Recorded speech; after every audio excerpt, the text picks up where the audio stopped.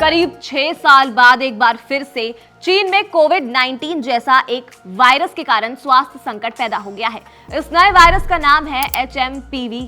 Social media पर चीन से आई कुछ तस्वीरों के कारण ये वायरस भारत में भी चर्चा का मुद्दा बन गया है।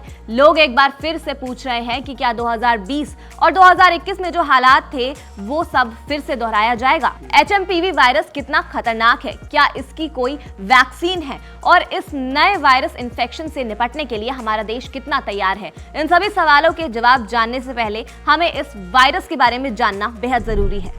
क्या है HMPV वायरस? पूरा नाम है ह्यूमन मेटान्यूमोवायरस। मीडिया रिपोर्ट्स की माने तो चीन में HMPV के मामलों में कुछ तेजी देखने को मिली है। डॉक्टरों का कहना है कि ये एक रेस्पिरेटरी इन्फेक्शन है, यानी सांस की नली और फेफड़ों से जुड़ा इन्फेक्शन। इसमें सामान्य सर्दी जुकाम की तरह ही हल्का इन्फेक्शन होता है। द हिंदू में छपी रिपोर्ट्स के मुताबिक इस वायरस को वैज्ञानिकों ने पहली बार 2001 में पहचाना था। ये वायरस न्यूमोवेरिड फैमिली से जुड़ा है। इसी वायरस फैमिली का हिस्सा है मीजल्स और मेम्स जैसी बीमारियां। डॉक्टरों के मुताबिक HMPV के कारण ऊपरी और निचले दोनों रेस्पिरेटरी ट्रैक में संक्रमण हो सकता है।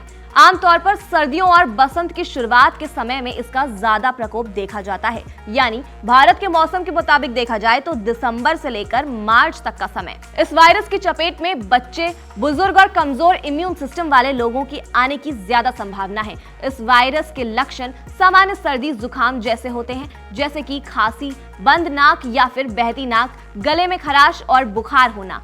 3 से 6 दिन के अंदर इसके लक्षण दिख जाते हैं। हालांकि इन्फेक्शन बढ़ने पर व्यक्ति ब्रोंकाइटिस या निमोनिया से भी पीड़ित हो सकता है, जिसके लिए डॉक्टर के पास जाना जरूरी हो जाता है। अब सवाल ये है, HMPV वायरस फैलता कैसे है? क्या HMPV वायरस की कोई वैक्सीन है? HMPV संक्रमित व्यक्ति के संपर्क में आने या वायरस से संक्रमित किसी चीज को छूने से ये बीमारी हो सकती है। HMPV का इलाज के लिए कोई भी वैक्सीन या कोई एंटीवायरल दवा मौजूद नहीं है। ज्यादातर लोगों को बुखार और दर्द से राहत पाने के लिए ओवर द काउंटर दवाओं की जरूरत पड़ती है। इस वायरल में एंटीबायोटिक्स काम नहीं करती। हालांकि चीन ने अभी आधिकारिक तौर पर HMPV को महामारी घोषित नहीं किया है। इस बीच भारत सरकार ने भी वायरस को लेकर अपडेट जारी है। भारत के directorate general of health services DGHS के अधिकारी डॉक्टर अतुल गोयल ने सलाह देते हुए कहा कि HMPV से घबराने की जरूरत नहीं है।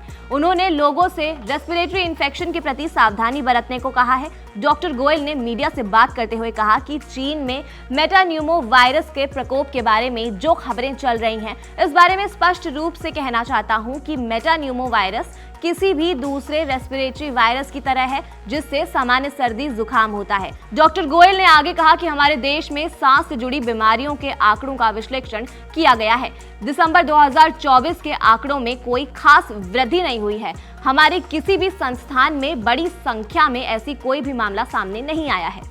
बताते चले कि WHO के वेस्टर्न पैसिफिक रीजन ऑफिस के 16 से 22 दिसंबर के डेटा के मुताबिक चीन में एक्यूट रेस्पिरेटरी इन्फेक्शन में वृद्धि हुई है। इसमें seasonal influenza, rhino virus, respiratory syncytial virus और HMPV शामिल हैं। चीन में नए प्रोटोकॉल के तहत सभी लैब्स को इन्फेक्शन के बारे में जानकारी साझा करने को कहा गया है। हालांकि आधिकारिक रिपोर्ट्स में स्थिति को गंभीर नहीं बताया गया है।